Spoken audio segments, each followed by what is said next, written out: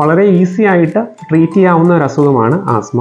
ആസ്മയുടെ common symptoms അല്ലെങ്കിൽ ലക്ഷണങ്ങൾ എന്തൊക്കെയാണ്?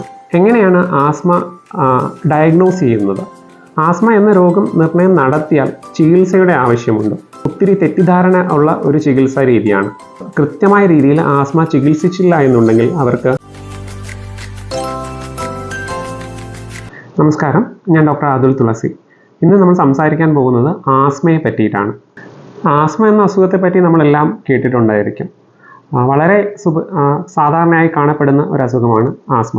എന്നാൽ ആസ്മയെ പറ്റി നമ്മൾക്ക് ചിന്തിക്കുമ്പോൾ പെട്ടെന്ന് നമ്മുടെ മനസ്സിലൊക്കെ ഓർമ്മ വരുന്നത് ഒത്തിരി ശ്വാസം മുട്ടൽ കൂടിയിട്ട് ആശുപത്രിയിലേക്ക് ചെല്ലുന്നതും സിനിമകളിലൊക്കെ നമ്മൾ കണ്ടിട്ടുള്ളത് പോലെ നെബുലൈസേഷൻസ് എടുക്കുകയോ ഇഞ്ചക്ഷൻസ് എടുക്കുകയോ ഓക്സിജനൊക്കെ ഉപയോഗിക്കുകയോ ചെയ്യുന്ന രോഗികളുടെ ഒരു ചിത്രമായിരിക്കും നമ്മുടെ മനസ്സിൽ വരുന്നത്.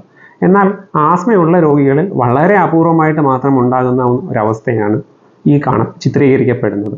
അങ്ങനെ ഒത്തിരി തെറ്റിദ്ധാരണകളുള്ള ഒരസുഖം ആണ് ആസ്മ. ആസ്മയുടെ കോമൺ സിംറ്റംസ് അല്ലെങ്കിൽ ലക്ഷണങ്ങൾ എന്തൊക്കെയാണ്? ഇടയ്ക്കിടയ്ക്ക് വരുന്ന ചുമ, പ്രത്യേകിച്ച് രാത്രി കാലങ്ങളിൽ അല്ലെങ്കിൽ രാവിലെ ഉണ്ടാകുന്ന ചുമ, നെഞ്ചത്ത് ഒരു ഭാരം പോലെ തോന്നുക, കുട്ടികളിലൊക്കെ ആണെങ്കിൽ രാത്രി കാലങ്ങളിൽ ചെറിയ കുറുങ്ങൽ അല്ലെങ്കിൽ ചൂളം അടിക്കുന്ന പോലുള്ള സൗണ്ട്, ഇതൊക്കെയാണ് ആസ്മയുടെ ലക്ഷണങ്ങൾ. എന്നാൽ നമ്മുടെ മനസ്സിലുള്ള ആസ്മയുടെ ലക്ഷണങ്ങൾ ഈ ശ്വാസമുട്ടൽ കൂടി ഒരു ആശുപത്രിയിൽ ചെല്ലുന്നതൊക്കെയാണ്. അപ്പോൾ പലപ്പോഴും ഈ ആസ്മയുടെ കോമൺ ആയിട്ടുള്ള സിംറ്റംസ് നമ്മൾ തിരിച്ചറിയാതെ പോകപ്പെടുന്നു.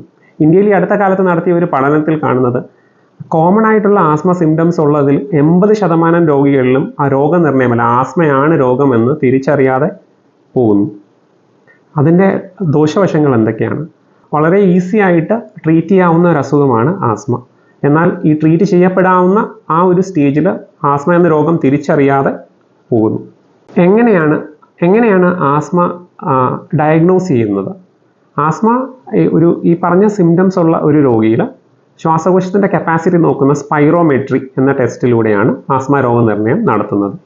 ആസ്മ എന്ന രോഗം നിർണയം നടത്തിയാൽ ചികിത്സയുടെ ആവശ്യമുണ്ട്. അല്ലെങ്കിൽ എന്താണ് ചികിത്സ? ആസ്മയുടെ ചികിത്സ ഇൻഹേലർ മരുന്നുകളാണ്.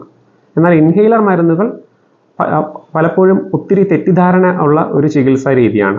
നമ്മൾ വിചാരിക്കുന്നത് ഇൻഹേലർ ഈ ആസ്മയുടെ ഏറ്റവും മൂർധന്യാവസ്ഥയിൽ ഉപയോഗിക്കേണ്ടുന്ന മരുന്നുകളാണ്, അല്ലെങ്കിൽ ഇൻഹേലർ മരുന്നുകൾ ഉപയോഗിച്ച് കഴിഞ്ഞാൽ അത് ജീവിതകാലം മൊത്തവും ഉപയോഗിക്കേണ്ടി വരും, സൈഡ് എഫക്റ്റുകൾ ഒത്തിരി കൂടുതലുള്ള മരുന്നുകളാണ് എന്നൊക്കെയാണ് പൊതുവെയുള്ള ധാരണ.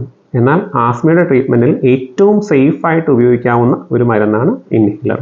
ഇങ്ങനെ ശരിക്കുമുള്ള ചികിത്സാ രീതി കിട്ടാത്തത് കൊണ്ട് ഉള്ള ബുദ്ധിമുട്ട് എന്താണ്?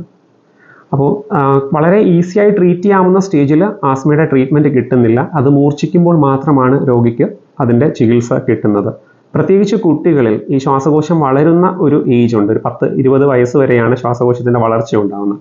ഈ ഒരു സമയത്ത് പ്രോപ്പർലി ആസ്മ ട്രീറ്റ് ചെയ്തില്ല എന്നുണ്ടെങ്കിൽ ഇവരുടെ ലങ് കപ്പാസിറ്റി ഒരിക്കലും ഫുൾ കപ്പാസിറ്റിയിൽ എത്തുന്നില്ല.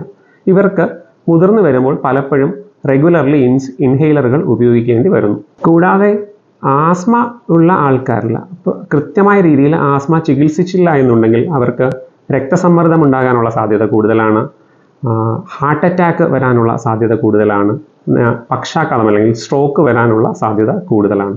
അപ്പോൾ വളരെ കോമൺ ആയിട്ടുള്ള വളരെ സിമ്പിളായി ട്രീറ്റ് ചെയ്യാവുന്ന ആസ്മ പോലുള്ളൊരു കണ്ടീഷൻ പലപ്പോഴും അതിനെക്കുറിച്ചുള്ള ശരിയായ ബോധം ഇല്ലാത്തത് കൊണ്ടും ശരിയായ ചികിത്സാ രീതി ഉപയോഗിക്കാത്തത് കൊണ്ടും അത് മൂർച്ഛിക്കുകയും മരണത്തിന് കാരണമാവുകയും ചെയ്യുന്നു.